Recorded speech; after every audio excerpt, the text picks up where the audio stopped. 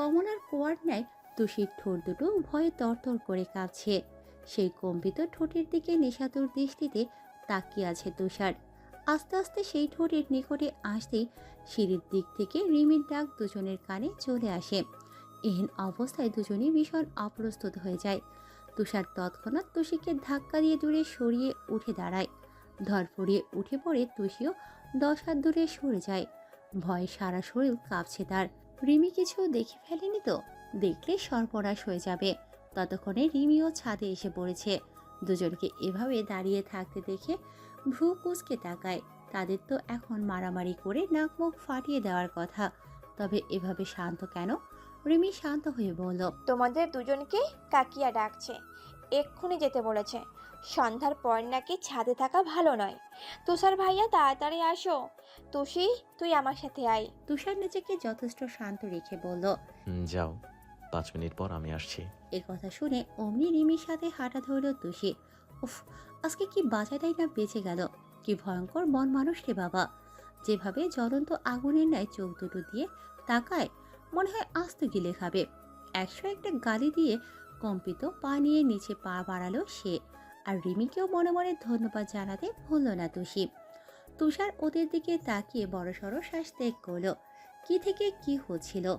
হলে হতো, কেন যে ওই রিমি শাকচুনি চলে আসলো? একটু পর আসলে পারতো না? ইস, যেই টুক করে চুমোটা খাবে অমনি হাজির হলো। সাথে কি আর বলি, রাজাকারের বংশধর। রোমান্টিক মুহূর্তে বাধা দেওয়ার জন্য ঠিকই সুরসুর করে চলে আসে।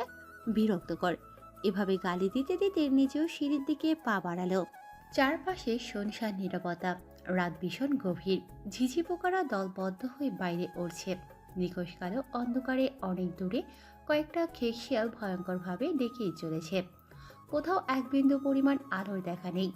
পরিবেশটা ভুতুরে ভুতুরে লাগছে। বাসার সকলে গভীর নিদ্রায় জর্জরিত। শুধু সবার নিঃশ্বাসের শব্দ শোনা যাচ্ছে। গা ছমছমে অন্ধকার ঘর থেকে হঠাৎ তুষি বের হলো, চারপাশে চকিত দৃষ্টি নিবদ্ধ রেখে। এক বিন্দু দেরি না করে ভয়ে ভয়ে সোজা একটি রুমের দরজার সামনে গিয়ে দাঁড়ালো সে। বুক ধড়ফড় করে চলেছে চারপাশের নিশ্চুপ পরিবেশ দেখে। সেই রুমের দরজা হালকা ভিড়ানো ছিল বলে হুড়মুড় করে ঢুকে পড়ল তুষি। রুমের চারপাশে সচেতন দৃষ্টিতে তাকিয়ে দেখল, খালি গায়ে শুধু ট্রাউজার পরা অবস্থায় উপর হয়ে ঘুমিয়ে আছে এক যুবক। মুহূর্তে যেন তুষির দৃষ্টি সেখানেই থমকে গেল। বেশ অনেকটা সময় সেদিকেই তাকিয়ে থাকলো। কি নিষ্পাপ মায়া ভরা মুখখানি। এলোমেলো চুলগুলো ফ্যানের মৃদু বাতাসে কপাল স্পর্শ করছে। কে বলবে এই ছেলেটা সারাদিন বাদরের মতো আচরণ করে? তুষিকে সবসময় জ্বালানোর জন্য প্রস্তুতি থাকে। তুষির হঠাৎ ভারী ইচ্ছে হলো খোঁচা খোঁচা দাড়িতে হাত বুলিয়ে দিতে। আপাতত সেই সব ইচ্ছে মনের মাঝে বসে রেখে ফুস করে বড় নিঃশ্বাস ছাড়ল তুষি। পর মুহূর্তেই যে কাজে এখানে আসা, তার সেই কাজে গভীর মন দিল। চুপি চুপি রুমের এখানে সেখানে হন্যে হয়ে কি যেন খুঁজল। কাঙ্ক্ষিত জিনিসটা পেতেই মুখে রহস্যময় হাসির ছটাছুটি। খুবই সতর্কতার সাথে নিজের কাজটি শেষ করে বিজয়ী হওয়ার ভাব নিল সে। এরপর জিনিসগুলো আগের স্থানে ঠিকঠাক রেখে চুপি চুপি রুম ত্যাগ করে নিজের ঘরে বেশ আয়েশ করে এক ঘুম দিল। আজ সকাল সকাল আজাদ সাহেব চলে যাবে।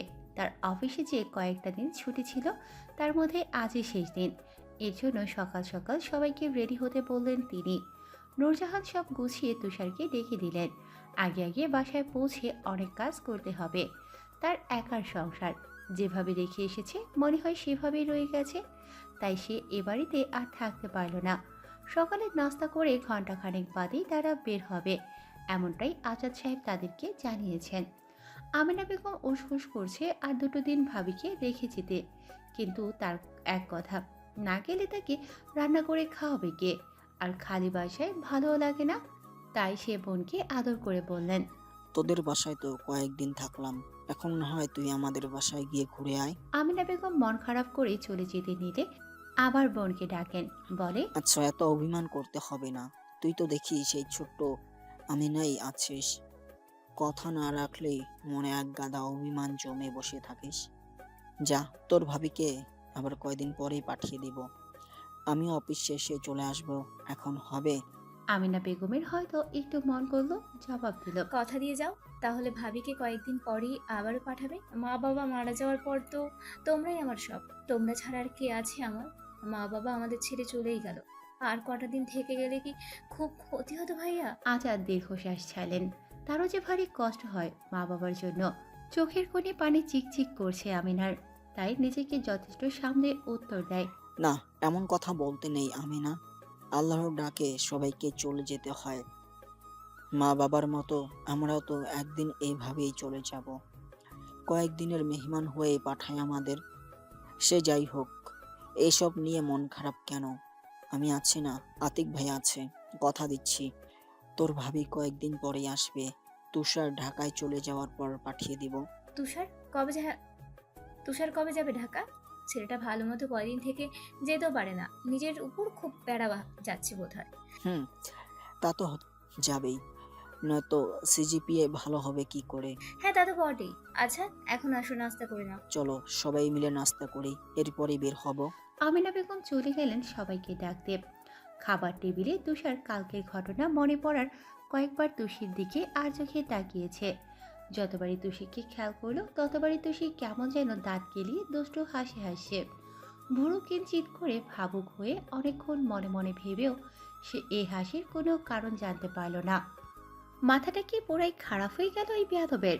হলে হতেও পারে, কালকের দোষটা তো আর ছোটখাটো নয়, তাই হয়তো সামলাতে অনেক কষ্ট হচ্ছে। যেখানে তুষির লজ্জা পাওয়ার কথা, সেখানে হাসতে দেখে ভারী অবাক হলো তুষার। খেয়ে নিয়ে তুষার রুমে চলে গেল মায়ের তাড়ায়। তিনি বলে দিয়েছেন মাত্র 10 মিনিটের মধ্যে রেডি হবে। 1 সেকেন্ডও যেন দেরি না হয়। সব কাপড় আগেই ব্যাগে গুছিয়ে রাখা ছিল, শুধু আজ যেটা পরে যাবে সেটা ওয়ার্ড্রোবে রাখা। তুষার একটু খুঁতখুঁতে স্বভাবের, মন মতো যদি কোনো কাজ না হয় তবে মাথা গরম হয়ে যায়। এলোমেলো পড়ে রাখা ঘর এক পরিমাণও দেখতে ইচ্ছে করে না। সবসময় সে নিজেই রুম গুছিয়ে রাখে। দেখলে যে কেউই ভাববে এটা কোনো ছেলেদের রুম না, বরং হয়তো কোনো মেয়ের রুম। তুষি আবার এর উল্টো ভার্সন। তার একমাত্র বিছানাতেই একের ভেতর সব পাওয়া যায়। বই, খাতা, কাপড়, তাওয়াল, ফোনের চার্জার, স্কুল ব্যাগ। এক কথায় বলা যায় বিছানায় তার আসল জায়গা। আর কোনো আসবাব লাগে না তার রুমে। বিছানায় শুয়ে বসেই পড়া শেষ করে ফেলে। মাঝে মাঝে মায়ের ঝোড়াঝুড়িতে টেবিলে বসতে হয়। সে পারে না বিছানাতেই ব্রাশ গোসল করতে। তুষার ঝটফট রেডি হতে গিয়ে নতুন কেনা পারফিউমটা পেল না। হন্তদন্ত হয়ে সারা রুম খুঁজেও তার টিকিটাও পাওয়া যায়নি। মনে শুধু একটাই কথা ঘুরপাক খেলো তখন। তুষুচুন্নি নেয়নি তো? ওর দ্বারা এটাই সম্ভব। আগে থেকে এমন করে আসছে, আর এখন এটা নতুন কি? আমার সব প্রিয় জিনিসের দিকেই শুধু ওর নজর যায়। নষ্ট নজর নিয়ে কেমনে বাঁচে ভাই? সামান্য পারফিউমকেও শেষে রেহাই দেয় না। এরপর শার্ট প্যান্ট পরে বেরিয়ে আসলাম। একবার ভাবলো কথা বলবে না তুষির সাথে। পর মুহূর্তে মনে হলো যাওয়ার আগে অল্প কথা বলে যাওয়াই উচিত। আবার কত মাস বাদে দেখা হবে কে জানে। পরীক্ষার চাপে 2 মাস আসবে না বলে মনে স্থির করেছে তুষার। তবে এটা পুরোপুরি সত্যি বললে ভুল হবে। সত্যি তো হচ্ছে যে পর্যন্ত তুষি নিজে থেকে আসতে না বলবে ততদিনই আসবে না সে। সবসময় তার কেন দেখার তৃষ্ণা থাকবে? তুষির কি ইচ্ছে করে না এবার এর শেষ দেখেই তবে সে ক্ষান্ত হবে? তুষি নিজ থেকে যদি মনে না করে, তার যতই আসার জন্য মন আঁকুবাঁকু করুক, কোনোভাবেই আসবে না, মানে আসবে না। সারাক্ষণ রুমে বসে কি সব ছাইপাশ পড়িস? এর থেকে পাঠ্য বই পড়লেও তো বেয়াদবি ভুলে জ্ঞান অর্জন করতে পারিস। পরীক্ষায় টেনে টেনে পাস অনেক করেছিস, এবার পারলে ভালো রেজাল্ট করার চিন্তা ভাবনা কর। এই বলে তুষার বিছানায় একটু আরাম করে বসল। তুষার রুমে উকি দিয়ে দেখছিল হুমায়ুন আহমেদের মেঘ বলেছে যাব যাব। বইটার দিকে এক দৃষ্টিতে পূর্ণ মনোযোগ দিয়ে পড়ছে তুষি। বই থেকে মুখ না তুলেই জবাব দেয় তুষি। এসব বইয়ের মানে তুমি কিভাবে বুঝবে তুষার ভাই? পারো তো শুধু পায়ে পা দিয়ে ঝগড়া করতে। তুমি কখনো কাউকে চিঠি দিয়েছো? এই দেখো, এই বইটা হাসান 2 লাইনের চিঠি এমনভাবে মনের মাধুরী দিয়ে লিখেছে যে এটা পড়ে হচ্ছে তিতলি একদম লজ্জায় মরি মরি হয়ে যায়। হ্যাঁ কপাল, জীবনে একটা হাসানের বড্ড অভাব। খেয়ে তো কাজ নেই, আজ এরা সময় নষ্ট করে চিঠি লিখতে যাব? আমার সময়ের দাম আছে ভাই। আমি কোথায় পড়ে জানিস? ঢাকা বিশ্ববিদ্যালয়, যেটা তুষির স্বপ্ন হয়েও থেকে যাবে আজীবন। তুষি বইটা বিছানার পাশে রেখে দিয়ে তুষারের মুখের দিকে একবার তাকিয়ে জবাব দেয়। ঢং, ঢাবিতেই পড়ো আর কচুতেই পড়ো, যদি একটা চিঠি না লিখতে পারো তাহলে এত পড়লে লাভটা কি হলো? এই পড়ার তো কোনো দামই নেই, বুঝলে? এমন চিঠি লিখতে হবে যেটা আম, 1 লাইন হোক বা 10 লাইন, সেটা পড়ে যেন লজ্জায় নুয়ে পড়ে কেউ, মন কেমন কেমন করে, আর মুখ ফুটে উঠবে তৃপ্তির হাসি, তবেই না সেটা হবে চিঠি। শুনেছিলাম হাসান বেকারত্বের জন্য তিতলিকে পায় না। ভার্সিটির এক লেকচারারের সাথে হুট করে বিয়ে হয়ে যায়, আর তুই ভালোবাসার দেয়া চিঠির কথা বলিস। প্রথমে হয়তো তিতলি বিয়েটা মেনে নেয় না, তবে শেষে তো তিতলি নিজেও বিয়েটা মেনে নেয়, দুজনে এক হয়ে যায়। এবার বল, আমি কি হাসানের মতো ভুল করব? মোটেও না। এই ছোট জীবনে আমি নাদান এক বাচ্চা, এত বড় রিস্ক নিতে চাই না। তার মধ্যে শ্বশুরটা যে কঠোর, ওরে আল্লাহ, আমার ভবিষ্যৎ আমি নিজের চোখে হাসানকেই দেখতে পাচ্ছি। আমার সামনে দিয়ে কেউ ছো মেরে প্রিয়তমাকে নিয়ে ভাগছে, এই আমি সময় নষ্ট করে তার জন্য লিখব চিঠি, আর সে আমাকে বেকার বলে অন্যের গলায় পড়বে মালা। হ্যাঁ, এইটা তো আমি হতে দিব না। তাই বেকারত্ব ঘুচিয়ে বিয়ের পিড়িতে বসার প্ল্যান আমি এখন থেকেই করছি, যাতে তিতলিকে পেতে পারি। এরপর না হয় সারা জীবন চিঠি লিখে শোনাবো। নিরামিষ কোথাকার, যাও তো এখান থেকে। তুষার আবার বলা শুরু করলো। শোন, বইয়া হাসান যেমন কখনো নিজের কথা ভাবেনি, মারা যাওয়ার আগে পর্যন্ত অন্যের জন্যই ভেবে গেছে। এমন মানুষদের বেঁচে থাকার অধিকার নাই, এদের মরে যাওয়াই উচিত। ভালো হয়েছে হুমায়ুন আহমেদ হাসানের মৃত্যু দিয়েছে, বেশ হয়েছে। এই তুমি এত সব জানলে কি করে? তুমিও বই পড়ো। ম্যাজিক। পর মুহূর্তেই একটু থেমে আবার বলে। আচ্ছা শোন, ভালোভাবে পড়াশোনা করবি, ফাঁকি অনেক হয়েছে, এবার পড়তে হবে। ভালো রেজাল্ট করলে আমার মতো জামাই পাবি, নয়তো রিক্সাওয়ালা কপালে জুটবে বেহাতব। একসময় ঠিকই বুঝতে পারবি। উপন্যাস পড়বি, তবে অবসরে। জ্ঞান আমি দিতে আসি নাই, আর দিতে চাইও না। একটু পর বের হব, আর কালকে বড় জোর ঢাকা চলে যাব। ভালো থাকিস, টেস্ট পরীক্ষাটা ভালো হওয়া চাই। তুষির যে কষ্ট হচ্ছে না এমনটা নয়, খুব কষ্ট হচ্ছে, খুব। তাই তো পড়া বই আবার নিয়ে বসে আছে সেই কখন থেকে। সে ধরা গলায় শুধালো। আসলেই চলে যাচ্ছ? আবার কবে আসবে? তুষারের সহজ জবাব। তুই যখন আমায় কাছে ডাকবি তখন একবার ডেকে দেখিস। মজা করো সবসময়, দূর ভালো লাগে না, যাও তো। এই বলে ব্যালকনিতে চলে গেল সে। চোখের পানি তুষারের সামনে অনেক কষ্টে সামলাতে পেরেছে, এখন আর পারবে না। চোখের পানি যে কারো কথা শোনে না, নাক টানছে আর চোখের কোণ দিয়ে পানি পড়ছে। তার কেন কষ্ট হচ্ছে সে বুঝতে পারছে না। তার তো খুশি হওয়ার কথা, আজ থেকে কেউ আর বিরক্ত করবে না, জ্বালাবে না। তবে কেন মন খারাপ হচ্ছে? এই বনমানুষ কি জাতো জানে? তুষার ফুপানি শুনে ঠুরচুরা গোল করে বড় দম নিল। এই কয়টা দিন দুজন তো আর কম একে অপরের সাথে লেগে থাকেনি, কষ্ট তো হবেই। যতই হোক মায়া জড়িয়ে আছে। তুষার ভাবল, কাঁদুক, যত ইচ্ছে হয় কাঁদতে থাকুক, তবে বারবার কেঁদে কেটে আমাকেই মনে করুক। রোম ত্যাগ করে তুষার মাকে তাড়া দিল। এখানে সে আর বেশিক্ষণ থাকতে পারবে না। অদৃশ্য এক দেয়াল আষ্টে পৃষ্ঠে জড়িয়ে ধরবে, যেতে দেবে না। নূরজাহান রেডি হয়ে ড্রয়িং রুমে আসলেন। সবাই সেখানে আছে, ব্যাগ সব হাতে নিয়ে তুষার দাঁড়িয়ে। সবার কাছ থেকে বিদায় নেওয়ার সময় আজাদ হোসেন বলে। আমিনা, তুষি আম্মু কোথায়? তাকে দেখছি না যে। আমাকে কি বিদায় দেবে না? আমিনা বেগম তড়িঘড়ি করে চারপাশে খুঁজেও তুষিকে পেল না। অবশেষে তিনি ডাকতে ডাকতে দেখল ব্যালকনিতে দাঁড়িয়ে আছে মনমরা হয়ে। কি রে ভাই, তুই একাই চলে যাচ্ছিস? আমরা সবাই ওইখানে, আর তুই একা একা এখানে পড়ে আছিস কেন? আক্কেল কাম কবে হবে শুনি? ভাগ্নিকে সেই চোখে হারায়, আর তুই এভাবে ঘরকুন হয়ে বসে আছিস। একদমই সব বলা শেষ করলেন তিনি। তুষি বিরক্ত হয়ে জবাব দিল। কি সমস্যা মা? আমি তো এক্ষুনি যাচ্ছিলাম। আর এভাবে তোমার ভাঙা ক্যাসেট না চালালে হয় না? সব সময় খালি জ্ঞান জ্ঞান, ভালো লাগে না আর। এই বলে গটগট করে হাঁটা দিল ড্রয়িং রুমের উদ্দেশ্যে। এমনিতেই তার সবকিছু অসহ্য ঠেকছে, তার উপর মায়ের প্যান প্যানানি বিরক্তকর। আমিনা বেগম ওর পিছু পিছু এসে জোরে জোরে চিল্লিয়ে উঠল। কি বললি তুই? এতবার বেড়েছিস? আমাকে বলিস আমি ভাঙা ক্যাসেটের মতো ঘ্যান ঘ্যান করি? অসভ্য বেয়াদব হচ্ছিস দিন দিন। তুই আমাকে শেখাতে আসিস আমি তোর পেটে হয়েছি নাকি তুই আমার পেটে? ফাজিল মেয়ে একটা। সবাই হা হয়ে গেল এদের এহেন কাণ্ড দেখে। মামি দুটোই এক ধরনের, কেউ কারো থেকে কম না। একটি কথাও মাটিতে পড়তে দেয় না। গেটের কাছে এসে একে একে সবার কাছে বিদায় নিয়ে গাড়িতে উঠবে তারা। আজাদ হোসেন তুষির মাথায় হাত বুলিয়ে আদর করলেন। তুষিও জড়িয়ে ধরে চুপ করে দাঁড়িয়ে থাকলো। তুষু মা, মন দিয়ে পড়াশোনা করা চাই, কোনো হেলা খেলা নয়। পড়ার সাথে সব ঠিক আছে? রেজাল্ট আমার মামুনের মতোই ফাটাফাটি হওয়া চাই। মামা আগে বলো তুমি আবার আসবে? ভালো লাগছে না, তুমি আসলে আমি কথা দিচ্ছি মন দিয়ে পড়বো আমি। ধরে আসা গলায় মিনমিনিয়ে বলে উঠল তুষি। আজাদ হোসেন মৃদু হেসে বলে, পাগলি মেয়ে, আমি তো অবশ্যই আসবো, তা আবার বলতে হয়? এহেন নেকামো দেখে তুষার মনে মনে বলে, ঢং, মামু আসলেই পড়বে, না হলে পড়বে না। আমি তো জানি তোর মনের খবর। তুই কোশমিন কালেও ঠিক মতো পড়বি না, উপন্যাস পড়ে ছ্যাঁকা খাওয়ার মোড়ে বসে থাকবি।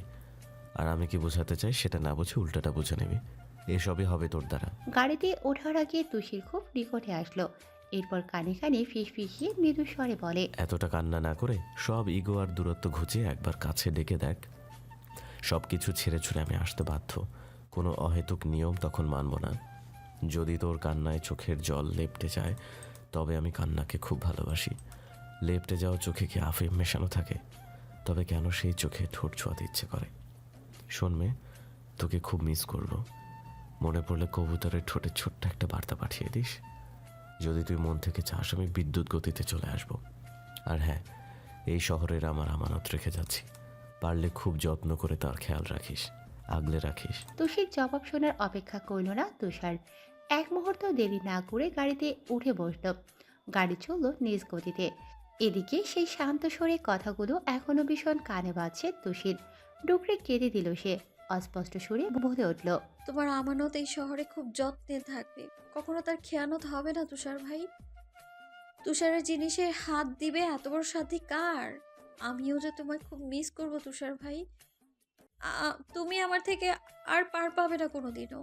আমাকে জ্বালানোর জন্য তোমাকে আসতেই হবে, বারবার, চিরকাল। চারপাশে নিরিবিলি পরিবেশ। ফুরফুরি বাতাস বইছে আজ সকাল থেকে।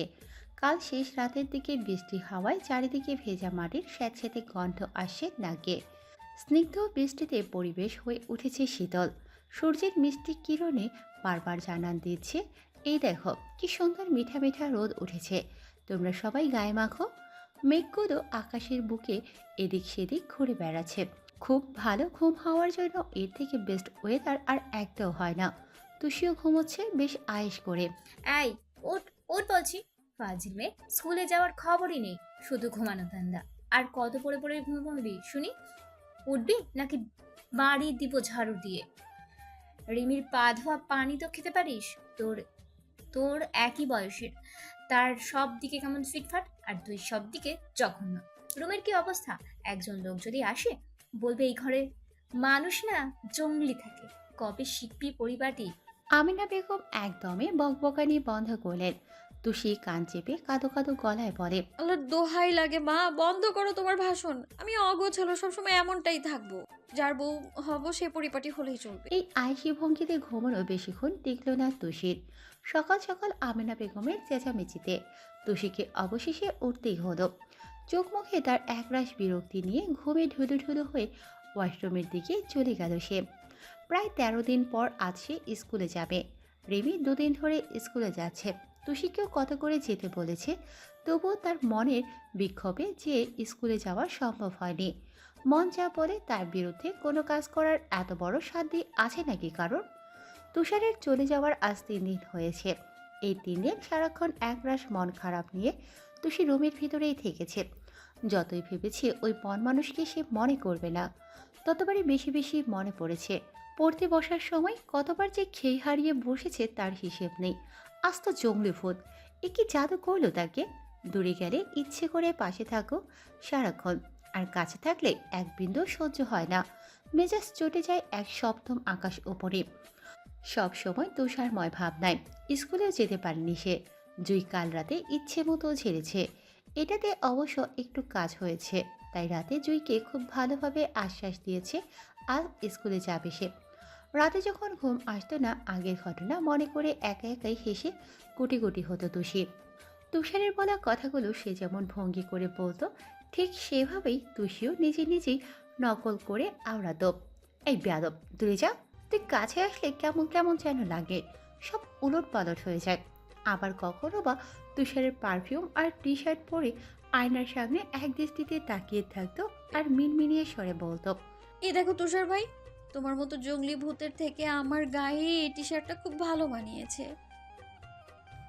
তোমার ইউজ করা টি শার্টে যে তুমি মিশে একাকার, তবে কেন আমি নতুনটা নিতে যাব? এবার বুঝলে কোন স্বাদে আমি এগুলো লুফে নিই? এটা হচ্ছে আমার। এই টি শার্ট যখন আমি পরি তখন আমার মনে হয় আমাকে তুমি দুই হাতে আসছে পৃষ্ঠে জড়িয়ে আছো। ইস, তুমি তো নির্লজ্জ কেন তুষার ভাই? আর পারফিউমটা গায়ে মাখলে মনে হয় তোমার গায়ের মিষ্টি সুবাস আমার গায়ে মেখে থাকে। এভাবে উল্টাপাল্টা ভাবতে ভাবতে নিজেই লজ্জায় রাঙা হয়। আবার হুট করেই মাঝরাতে ঘুম ভেঙে যাবার পর তুষির তখন মনে যে অনেক আঁকুপাকু করে তুষারের কণ্ঠস্বর শুনতে। কল করবে করবে করেও কোনো সময় করতে পারে না সে। মনে কি যেন এক ভয় জেগে ধরে। তুষার ভাই রেগে মেগে বোম হয়ে যদি এক রাম ধমক দেয় তখন, অথবা বলে, এই তুষুর বাচ্চা, আমার সময়ের দাম আছে না, জানিস না? আমি কি তোর মতো অকাজে সময় নষ্ট করি? এই অসময়ে কেন তুই কল করলি? ভাই আমি ভীষণ ব্যস্ত, বাপের টাকা তোর মতো নষ্ট করি না, নিজে ইনকাম করি, বুঝলি? রাজাকারের বংশধর। তোদের মতো আমার তো হারাম টাকায় চলতে ইচ্ছা করে না। আমার সব কষ্টের টাকা খুব দামি। কল করেছিস কেন সেটা বলে এক্ষুনি ফোন রাখ। মনে মনে হেসে উঠল তুষি। এসব অহেতুক চিন্তা ভাবনা অটোমেটিক চলে আসার কারণে তুষির আর সাহসে কল দেওয়া হয়ে ওঠে না। মনে পড়ে যায় এই কয়েকদিনের সকল ঘটনা।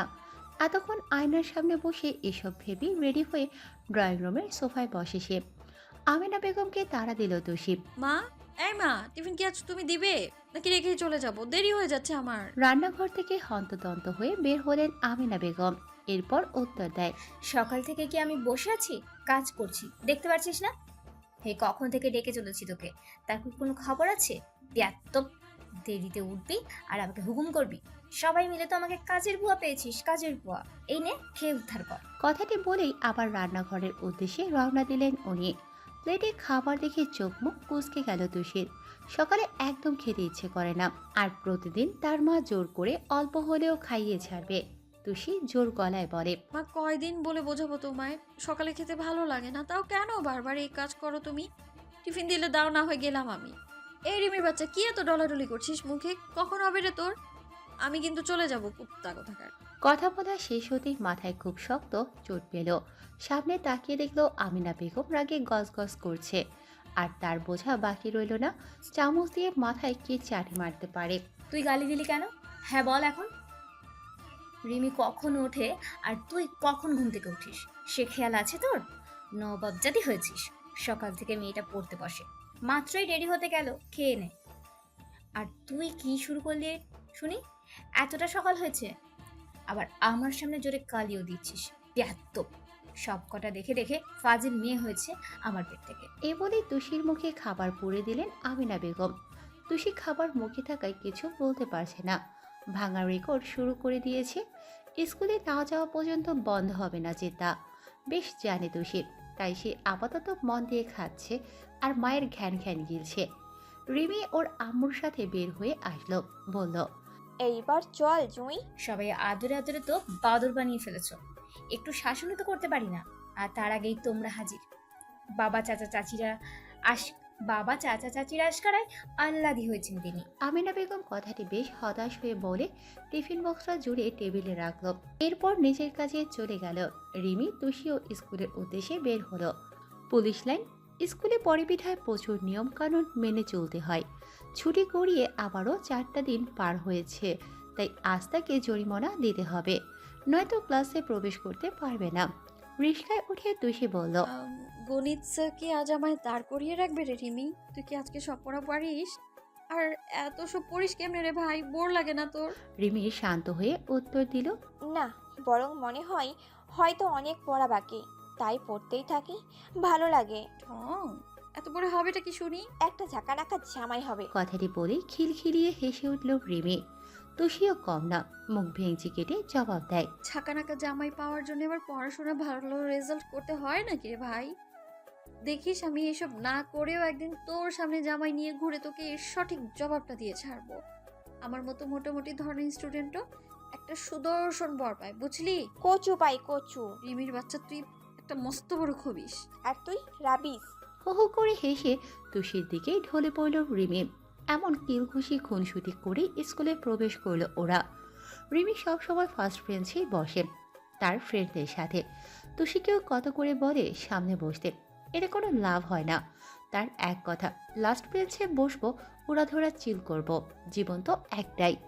এদিকে তুষি ক্লাসে গিয়ে দেখতো মুখ গোমরা করে লাস্ট বেঞ্চে বসে আছে জুই। দৌড়ে জাপটে ধরল তুষি। জুই এক ঝটকে নিজেকে ছাড়িয়ে বলে, আমাকে ধরছিস কেন? আমি কে তোর? তুই জানিস যে এক এক আমার ক্লাস করতে ভালো লাগে না। কতদিন অযথা বাসায় বসে থাকা যায়। আম্মুকে তোর জন্য হাজারটা মিথ্যা বলতে হয়। কেন স্কুলে যাব না? কি হয়েছে? যত সব ঢং করিস আমার সাথে। তুই কেন তুই কোন রাজ্যের রাজকুমারী যে তোকে হাতে পায়ে ধরে বলে কই আনতে হবে? দূরে সর আমার থেকে। একদম কথা বলবো না তোর সাথে। আজ আমি ভীষণ রেগে আছি। তুষি জানতো এমন কিছুই হবে, তাই খুবই ন্যাকামো করে উত্তর দেয়, জান বাবু, আমার সোনা মোনা, খুব বেশি কষ্ট হয়েছে বুঝি। এই দেখ কানে ধরছি আর বলছি আমার ভুল হয়েছে, ক্ষমা করে দেন, আর জীবনে স্কুল মিস দিব না। তোকে কত করে বলেছি আপুর বিয়েতে আয়, এসেছিস তুই। এহেন কাণ্ডে জুই মুখ টিপে হাসলেও রাগ ভাঙেনি। এমন ভাব নিয়ে অন্যদিকে বসে রইল। এদিকে তুষি বড় শ্বাস নিল। আজ বান্দরটাকে খুব করে অভিমান ভাঙাতে হবে। গত 7 বছর ধরে তুষি সব থেকে বেশি দোষ করে আর জুইয়ের রাগ ভাঙায়। খুব কাঠখোট্টা পোহাতে হয় জুইয়ের রাগ গলাতে। অতপর বলে, একবার কথা তো বল, এমন করিস কেন? তুই ছাড়া আমি কি অন্য কারোর সাথে মিশি বল? তবে তুই আজ কথা না বললে আমি সত্যি সামনে চলে যাব রিমির কাছে, এই বলে দিলাম আমি। জুই এখনো চুপ। তুষি পুনরায় বলে, ঠিক আছে, চলে গেলাম। এই বলে ব্যাগ হাতে নিতে জুই রাগে ফুঁসতে ফুঁসতে বলল, কুত্তা, নতুন বান্ধবী বানাতে খুব শখ তাই না? আমিও দেখি আমাকে রেখে তুই কিভাবে পারিস। যা না যা। লাভ ইউ দোস্ত। আমি জানতাম তুই রেগে থাকতে পারবি না। শোনা বেষ্টু আমার, শোন না কি হয়েছে। অনেক কথা বলার আছে, আগে বলতে দে, নয়তো আমার এই ছোট্ট পেটটা ফেটে একদম বোমা হয়ে যাবে। কথা শেষ করে তুষি জুইকে জড়িয়ে ধরল। জুই বলে ওঠে, আমারও অনেক কথা আছে। জানিস, কালকে ওই নদীর রাস্তায় আমাকে বিরক্ত করেছে। জানিস, কালকে ওই নদীর রাস্তায় আমাকে বিরক্ত করেছে। একটা মানুষ এভাবে স্যাঁচড়া কিভাবে হয় বলতে পারিস? কত মাস ধরে পিছু পিছু ঘুরছে। আমিও তো কম অপমান করলাম না, তবুও পিছু ছাড়ে না। আরে ওইসব বাদ দে তো। একদিন এমন টাইট দিব না, অন্য এলাকায় গিয়ে বাপ বাপ করবে শালা। দেখিস কত বড় সাহস, আবার বিরক্ত করা শুরু করেছে। চাপাবাজি গপ্প কমা তুই। শুধু আমার সামনে যত পারিস বক বক করতে আর হিটলারগিরি দেখাতে। সামনে গিয়ে কখনো কিছু বলতে পারবি? সামনে গেলেই তো হাত পা কাঁপতে থাকে, মুখ চুপসে যায়। আবার বলিস টাইট দিবি? পারিস তো শুধু তুষার ভাইয়ের সাথেই লড়তে। চুপ কর তো, বোন মানুষের নামে আর বলতে হবে না। ওই দিন রাতে তুষার ভাইয়ের কি করেছি, যখন দেখবে তখন বুঝবে তুষি কি জিনিস। কি করেছি শুনবি? শুনলে আমার সাহস দেখে মুখটা অটোমেটিক হাই হয়ে যাবে তোর। খুব দুঃখ, শুধু তুই আমায় চিনলি না। আমি নাকি ভয় পাই? হ্যাঁ, সব বলছি তোকে, শোন। কথাটি বলে তুষি সামনে তাকিয়ে ম্যাম আসতে দেখে আবার বলল, এই যা দেখ, ম্যাম চলে আসছে। এই গম্ভীর ডাইনির ক্লাসটা মন দিয়ে করে নি, তারপর বলছি। হ্যাঁ, আয় চুপচাপ বস। এরপর সবাই নিজ নিজ জায়গায় বসে পড়ল। এই ম্যামটা পড়া না হলে ভীষণ চেতে যায়। দাঁড় করিয়ে রেখে তো দেয়, মাঝে মাঝে কয়েক ঘা বসিয়েও দেয়। সবসময় মুখটাকে গম্ভীর করে রাখে। মনে হয় জীবনে হাসতে জানে না। আশ্চর্য, জামাই কি তাকে ভালোবাসে না? এত সাংসারিক ঝামেলা আমাদের ওপর কেন ঝাড়বে? আমাদের মতো নিরীহ মাঝখান থেকে ফেসে যায়। তার বাসায় গিয়ে আমরা কি ঝামেলা করে আসি? আজব। ম্যাম যখন রিডিং পড়াতে ব্যস্ত, তুষি তখন তুষারের ভাবনায় মত্ত। হুট করে একদিন পুরো শহরে বৃষ্টি হচ্ছে। সে একরাশ মন খারাপ নিয়ে খালি রাস্তায় পা ডুবিয়ে বৃষ্টিতে ভেজায় ব্যস্ত। চারিপাশের কোনো দিকে এক বিন্দু খেয়াল নেই তার। তখনই প্রচণ্ড বেগে একটি বাইক এসে থামল তুষির পানে। বৃষ্টির দাপটে চোখ খোলাও দায় হয়ে পড়েছে। ঝাপসা ঝাপসা চোখে সামনে তাকিয়ে দেখল বেলি ফুলের মালা হাতে দাঁড়িয়ে আছে একটি যুবক। দমকা বাতাসে তুষারের চুলগুলো এলোমেলো হয়ে চোখের সামনে চলে এসেছে। কপাল কুঁচকে বারবার পলক ফেলছে বৃষ্টির পানি থেকে গাঢ় চোখগুলোকে বাঁচাতে। সাদা ভেজা শাড়িটি কি স্নিগ্ধ দেখতে তুষার ভাইকে। চোখগুলোতে আছে শুধু মায়া, ঠোঁটে তার মিষ্টি হাসি। এদিকে তুষি সারা শরীর ভিজে একাকার। চোখের ঘন পড়ল বৃষ্টির ঝটকায় ভারী মায়াবী দেখা যাচ্ছে। ঠোঁট দুটো তীর তীর করে কাঁপছে। তুষারকে দেখে সে থমকে দাঁড়ায়। লজ্জায় মরি মরি অবস্থা। এই অবস্থা দেখে তুষার সব দিক বেদিকে খেয়ে হারিয়ে ফেলে। এরপর তুষির বাম হাতটি নিজের দখলে নিয়ে বেলি ফুলের মালা পরিয়ে গাঢ় চুমু খাচ্ছে। কোমর চেপে তুষিকে শূন্যে তুলে তুষির গলায় থুতনি ঠেকিয়ে গোল গোল করে ঘুরতে থাকে। আর সকল আকাশ বাতাস নিরবিচ্ছিন্ন হয়ে ঝরে পড়া বৃষ্টিকে জোরে জোরে বলে, প্রিয় বৃষ্টি, তোমার মাঝে একটি ষোড়শী মেয়ে ভিজে একাকার। বড্ড হিংসে হচ্ছে আমার। কেন বলতে পারো? বৃষ্টি, তুমি খুব ভাগ্যবান, ছুঁয়ে দিচ্ছ আমার নিজের মানুষকে। আর আমি তো সামান্য হাত ছুঁতে গিয়েও হাজারবার ভাবতে থাকি। তুমি সেখানে পুরোটাই ভিজিয়ে দিচ্ছ। কোন এক নির্জন রাতে এক পশলার বৃষ্টিতে আমিও তোমার মতো তার সম্পূর্ণ ছুঁয়ে দিতে চাই। তার শহরে বৃষ্টি হয়ে আসব। সে এদিকে দূষিত লজ্জায় নুয়ে যাচ্ছে। কি সুন্দর তুষার ভাই, কল্পনায় মনেই হচ্ছে না এটা সেই জঙ্গলি ভূত। কোনোদিন কি এ ভাবনা সত্যি হবে, নাকি বন মানুষ সবসময় বন মানুষই থেকে যাবে? ভাবনায় তুষার যখন ধীরে ধীরে তার মুখ এগিয়ে নিশাতুর দৃষ্টিতে ঠোঁটের দিকে যাচ্ছে, এরপর